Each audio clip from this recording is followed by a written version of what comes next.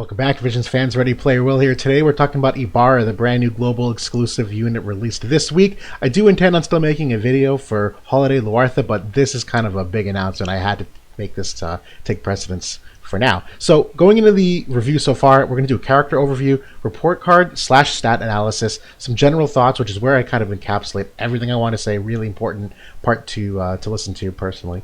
Class and job overview, and then I have two new sections here. One's going to be the Can't Be Tanked section, where you have some insight on what makes her kit so special, an AP analysis and what she's a little bit unique in, and then the notable vision cards, Espers, and weapon synergies. Those less, but just some high-level thoughts on a couple items. So getting further into things, the character overview, brand new lightning unit, new job in the Demoness job was made for her. She also has the Blade Soul and Paladin sub job on her, which I think are really interesting combinations. We'll get into why soon. She does equip a book as the weapon with the hat, cloth, and accessory for the other equips with a move of 3 and a jump of 1. In terms of resistances, overall I think relatively strong. You might raise an eyebrow at the minus 5% to slash resistance, but double digits in many of the others in terms of pierce, missile, and magic. I think strike is kind of unique in that there's not a lot of modifiers to increase strike damage and relatively minor in the scheme of the game. So although 10% is high, I don't think it's a ton to worry about from that perspective overall. And then from a status ailment perspective, she is going to be someone who you're maxing the faith at 97.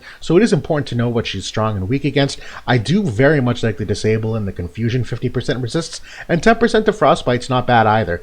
I think in the broad scheme of how effective some status effects are, I think she's got some pretty noteworthy ones. So that's at least a feather in her cap as a good thing. In terms of the DPS report card here now, so effective HP, and again, very quickly redefining what that means.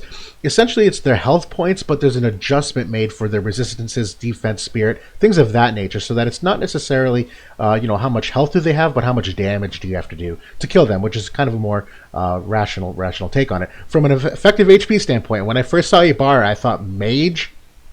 No. A-. She's actually very bulky, if you will, for someone who I consider to be a mage, and she's not. She's not a mage at all. We're going to get into why. But she does have 4 innate defense and spirit, which is a pretty decent starting point. Most DPS tend to start out with 0 unless they have some specializations. In terms of physical HP, it's an A little bit higher because she does have a saintly wall in the paladin subjob, so that barrier does hike up her physical survivability quite a bit. The magical HP, just a step down, but still A-. It's really just because she has the 20% magic resistance and the 4 spirit innately. So overall, really good. I was surprised by this when I first saw it. The primary stat, B+ with an asterisk. That's an asterisk. So what we're seeing right now, and when I say primary stat, I mean magic. This is like an apples to oranges comparison by and large, because all these characters right now on the screen do not have any passives equipped, no equipment. This is just their base magic stat, and a lot of them tend to be higher. So like Black Rosalena has a passive 60% magic boost not being factored into this. That being said, when you are looking at the magic stat, Ibara comes in at 493, which is a fair amount lower than what a lot of the other magic users, and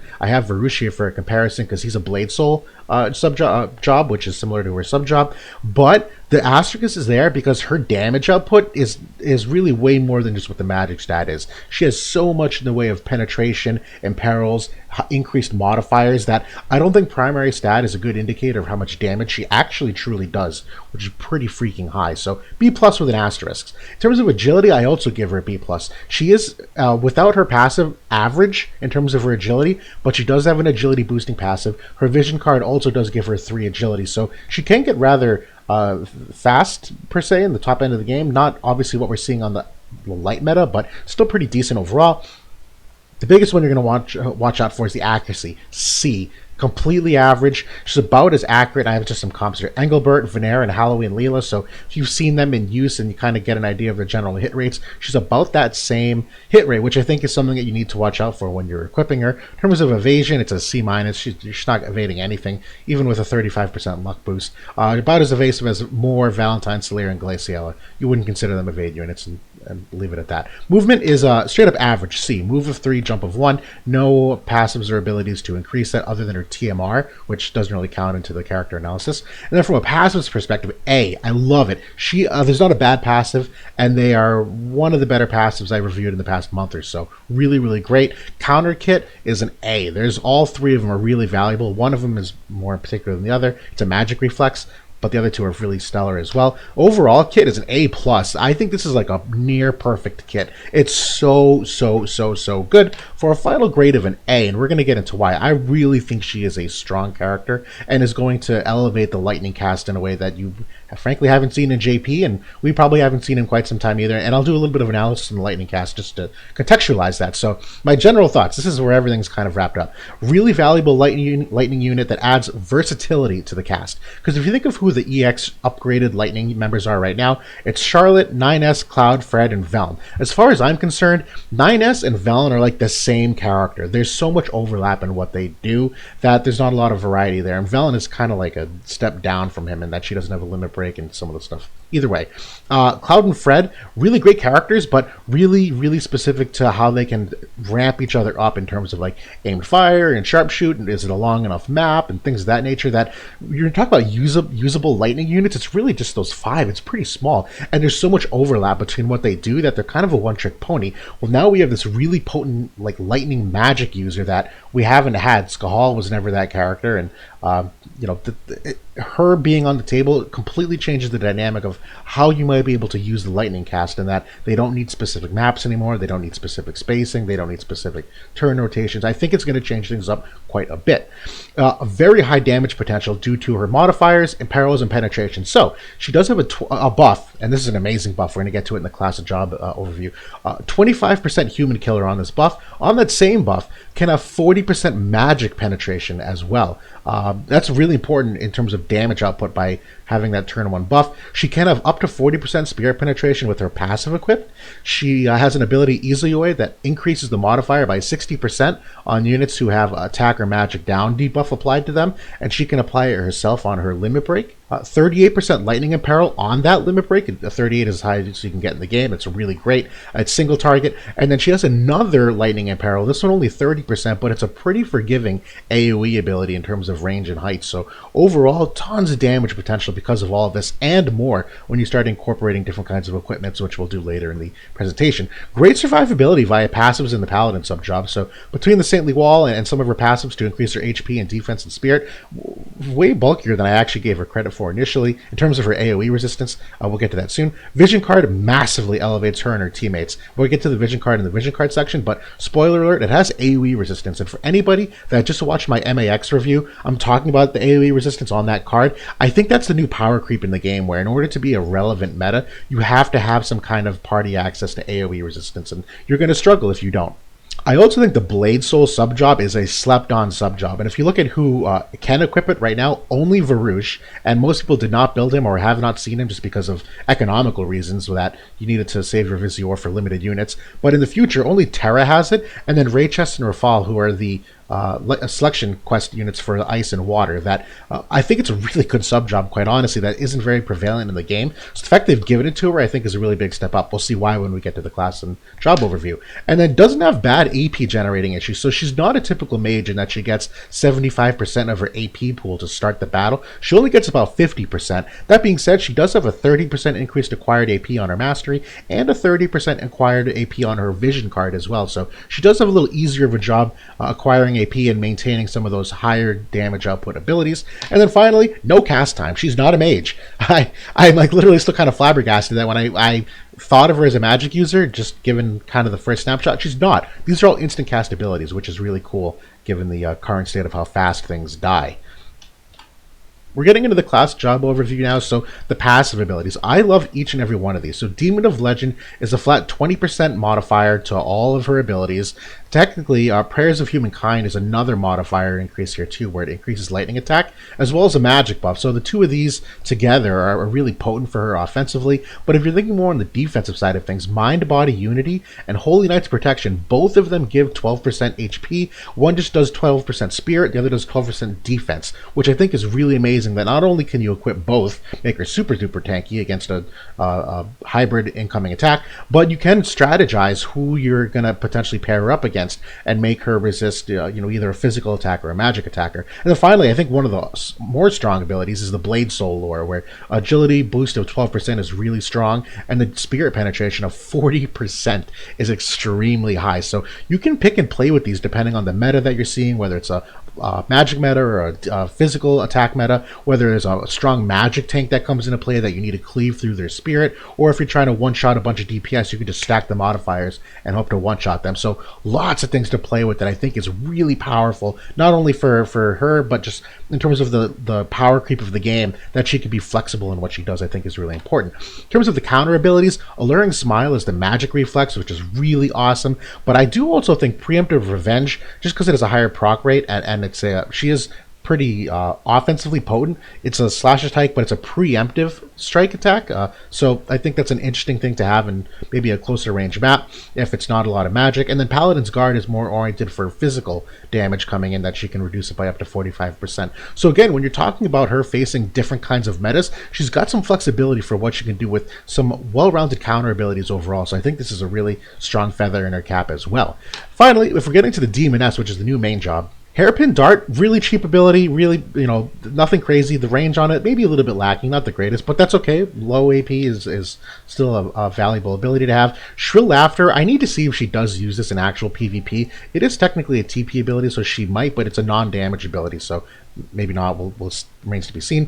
Izayoi, this is the ability that's really, really strong, that it by itself will get up to 260% modifier on a pretty decent range if they have an attack or a magic debuff, whoever you're attacking. So this one, very, very potentially potent. Wailing Storm is one of my favorites in that, yes, it is a lower modifier ability with 121%, but again, when you're talking about her passives to stack up those modifiers, actually ends up being probably more potent than you give it credit for, considering it's a 30% apparel, and then it's a pretty forgiving AoE with a range height of 2 and an AoE height of 1. Little expensive at 38 AP, but she has some passives and stuff to offset it, so not the end of the world. Fall of the Night, this buff is absolutely amazing. This is like the one that I'm going to reference a million times here. This buff, 28 TP, increases magic attack of 25 on the modifier, not 25%. So all of these abilities will get 25% added to their modifier. It increases magic resist penetration by 40%. So if someone's at 100% magic resistance, it's as if they had 60% instead. That's how that works. And then increases human killer by 25. So you effectively get 50 modifier points on this one buff, which is insanely high. That is very, very high. And then finally, Lightning Shroud is another decent AoE in terms of range height, and then restores CT of 200, which is a little less than half of what the Keen Blade CT restores. So it's not bad. It's still, again, really strong modifier given the rest of her kit. Is typically 121%. That if another 200% modifier is pretty strong overall, particularly because it's an AoE. So really great ability there. When you get to the Demoness sub-job, so Teeming Energy, I think, is a really interesting one. This is basically the one that just restores AP. I think it kind of reminds me of Summer Kilp's TMR, where it's grants AP, but you also get AP from the TP. That's a tongue twister, but what I mean by that is anytime you use a TP ability, you get half of it as AP. So not only do you get this 15, but you technically also get 10 from this, so it's really 25. And even then, it's technically not.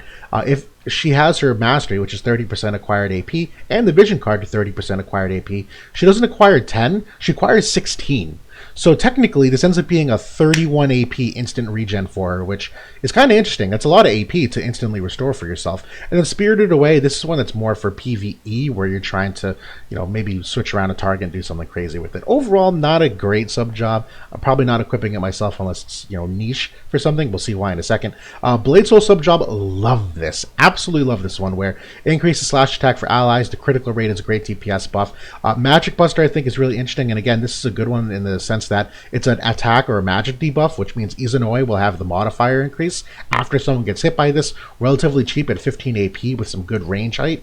Slate Wiper, I love this ability as an AoE that it dispels buffs and haste. One of those buffs can be hate on a tank, which we'll get to later, that if someone does like Brave Presence for Warrior Light or Engelbert does Immortal Conviction, this will wipe away the hate off that target. Brave Breaker is actually an underrated ability for physical units, where if you can decrease their bravery, that's essentially a damage nerf, because that's a pretty big part of the final calculation for damage.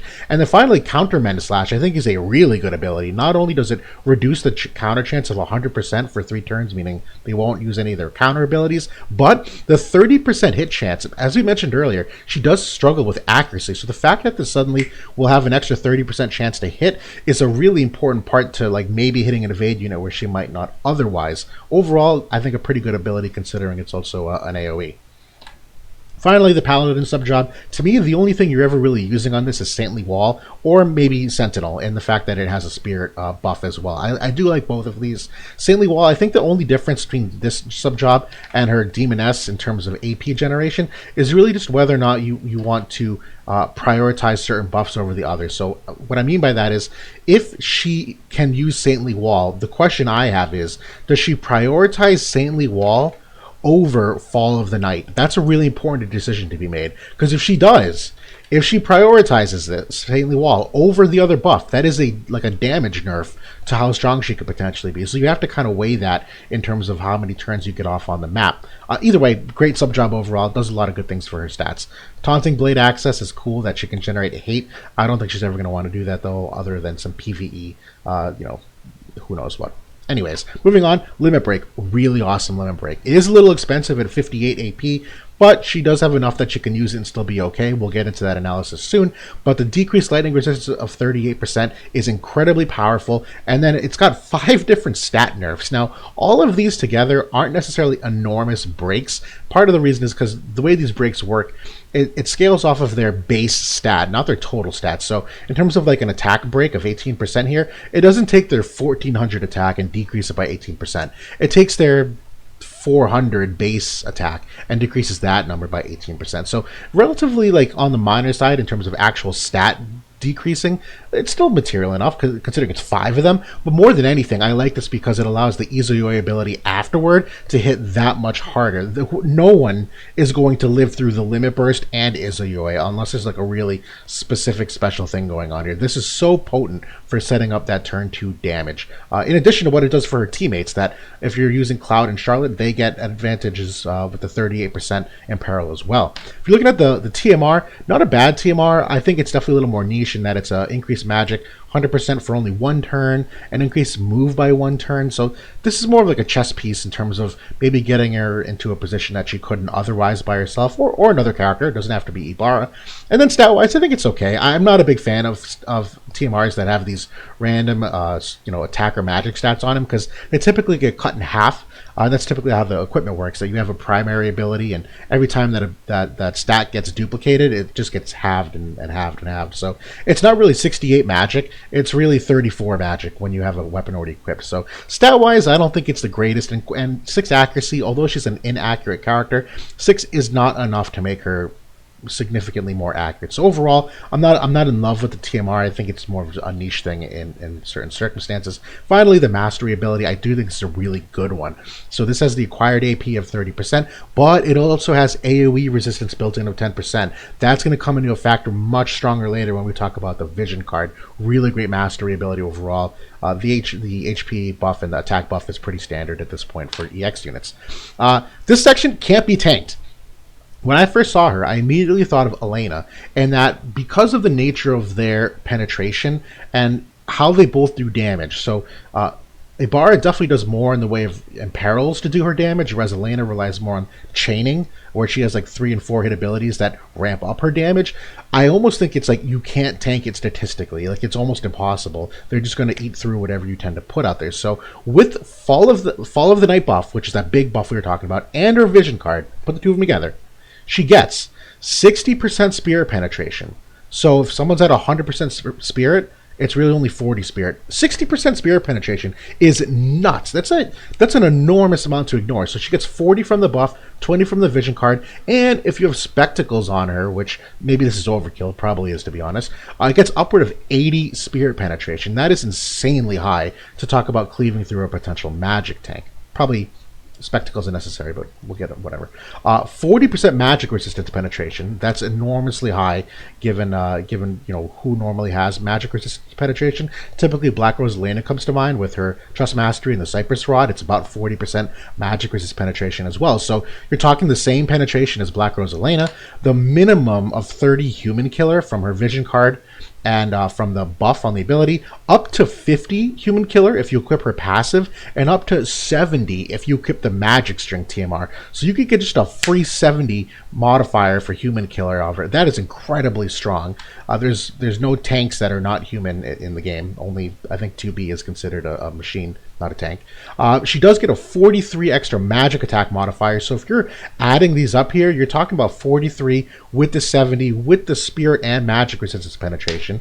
She has either the 38% or 30% lightning imperil. I think that's important because it's not just a one-time use ability. You can spam it a couple times to get that imperil. And then Slate Wiper on the Blade Soul subjob can dispel hate, like we were talking about. So if she starts the battle and sees a Warrior of Light or an Engelbert, she can use Slate Wiper on them and effectively make them not a tank anymore because they'll lose the buff of aggro. So I don't think there's a way to tank her. That doesn't make her unstoppable. You can certainly still kill her or find ways to get around it. But the stats here are so innately strong that I don't think there's any legitimate way to like reliably defend against her. Kind of like Elena to that degree.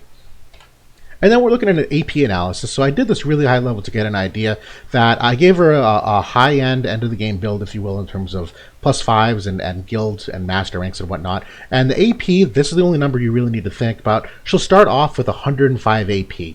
And one thing I think is really interesting to note, she can also equip the 3 stars accessory, which is part of the Trials of Reckoning, that it decreases AP consumption by 20%.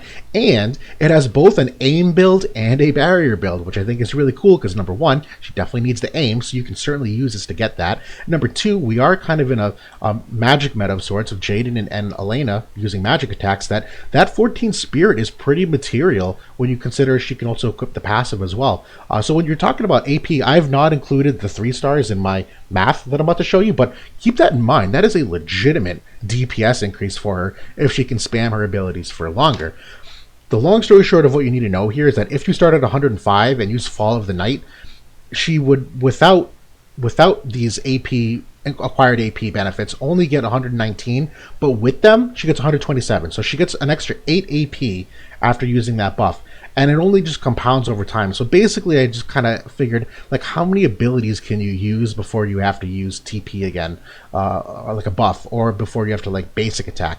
By the way, her basic attack is not a strike like most mages. It is a legitimate magic attack with a 70% modifier. So it actually will hurt you when she has to basic attack, which is good for her overall damage output. But I don't think 8 AP saved overall was as big as I thought it was going to be. It's really just a matter of, you know, using an extra ability, and I think as the fight goes on longer, you'll get more of a benefit. But if the fight's going on longer, that's usually not a good thing. But either way, a lot of good ways for it to regenerate AP from that perspective.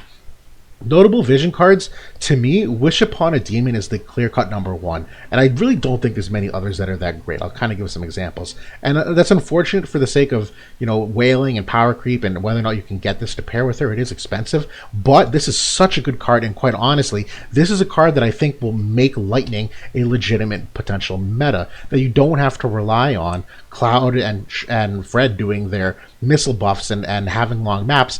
To me, power creep in this game is whether or not you have that innate AoE resistance. So this card will give Ibara 20% spirit penetration, 5 human killer, 30% acquired AP, 20% magic with the 3 agility. That's insane stat buffs for her right out of the gate, not including the party effects that will give her 20% AoE resistance, including the party, increased magic attack of 18, and increased dexterity of 35%. Now that dexterity equates to roughly about 9 to 10% accuracy for her, so it does help. It's not game changing, but it helps. But dexterity also helps crit rate, and anyone that knows anything about the Lightning cast, a lot of their damage is based off whether or not they can crit rate things and making sure that they're constantly like chunking people down with higher crit rate damage modifiers. So I think that's really important for someone like Cloud, who needs to reliably do a lot of critical damage. When we're talking about the AoE resistance, that means Ibara will have 30% AoE resistance, and it means Cloud will have up to 65% AoE resistance. So Cloud innately has 10.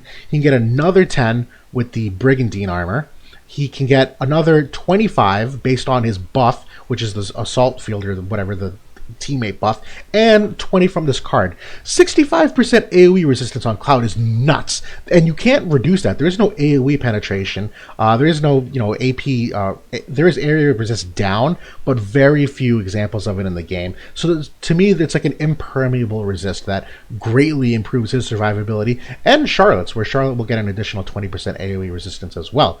The other vision cards, when you're looking at the lightning cast, there's really not many. One, I really don't like Ramuh. I think there's a lot of stuff that just isn't that pertinent. To me, the only other one I might think about putting on her is the Coral card, and she will take a magic nerf to this, where you're talking about a decrease of like, what, 130 magic here. But she does get more dexterity, which will help the accuracy and the crit rate. Gives her extra agility, which I think is really good to make her faster. But I really do like the party effects as well, where you still technically get 11% dexterity, which is kind of what the Wish Upon a Demon does. It gets her actually more acquired AP, so this will stack. The party effect will stack with her individual one, which is really powerful for her and people spamming abilities. And then Lightning Attack of 20 will also stack with all of her other stuff that, it's an extra modifier. So I do like the Curl card from that perspective. And the last one, not great. Blossoms in the Dark, I don't think is that, or if that's even what it's called, it's been a while. I don't think it's that great, because she's the only magic user, and most of the abilities in that card are just for magic users. So it's okay if you don't have any of these other ones, but boy, Wish Upon a Demon is really the lightning meta card that you're going to need to go for if you're using Ibara. In terms of notable Espers, I've not used Ramuh in months. I think there's been so many other like magic Espers, but I actually like Ramuh the most for her, in that it obviously has the lightning attack up, it has magic attack up, it has all these accuracy nodes as well. So you're talking an extra 22% accuracy for her. So overall, like, I love everything that this potentially does for her. And it's not the slowest Esper in the world. It's about, average agility. So she's not taking a big nerf from that perspective. That being said, there are a bunch of other Espers. I think these three are probably my favorites, given the context of the meta, that the Freeze one is a magic Esper that has Spirit and Crit Avoid and magic attack. Bahamut's obviously like the de facto magic Esper, but I actually like Ramuh better than Bahamut because it's got the accuracy nodes. I think that's more important than like jacking up your magic stat. And then Siren I like. It's not the greatest one, but Siren's obviously decent because it's like one of the faster magic Espers, and obviously does also have like the slash resistance, which she's got -5 to. So Siren will put her at 20% slash resistance, which I think is pretty strong overall. So overall, there's probably more you can tinker with, but these are the ones that really come to mind at first. And then finally, the weapon optimization. The Record of the Demoness card is the book that came out as part of her bingo board.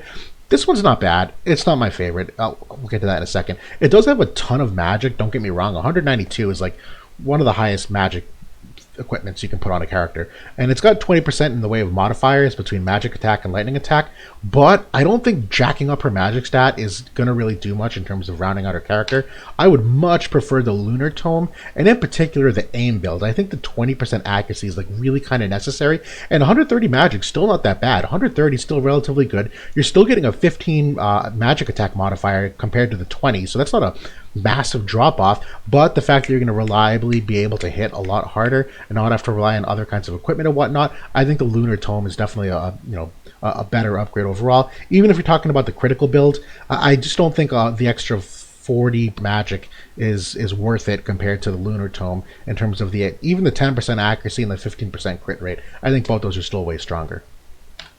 So that's Ibara overall. I do have her myself. I just TMR'd her. She's not EX ready, so I haven't been able to play with her a lot yet, but I do have a guildmate that has her fully built already, that used her in Guild War yesterday. Her AI looks pretty sound, nothing too crazy. She doesn't hang back. She definitely buff, walk forward, buff, walk forward. So I've yet to see anything really funky. She does prioritize TMRs the same as everyone else, where he had Midsummer Refreshment on her, so she technically TMR'd first and then used her self-buff abilities, so that's obviously something to watch out for, whether or not you can get both of those off or not. But overall, she looks really sound. I think she's an incredibly big add to the Lightning cast overall. I do see her having some staying power, because I don't think there's a lot of things in her kit that will degrade or be power crept over time. Overall, I'm really glad they introduced her, because I think it's a unique new thing put into the game that's going to create a whole bunch of new interactions. So for those of you that have built her, pulled for her, if you have any critiques or things that you disagree with, by all means, put them in the comments. I'm not an expert on anything, particularly for global exclusive units where there's still a lot of research to be done, but I have a pretty decent handle on things, and hopefully you enjoy using her. So thanks for watching. Talk to you all soon.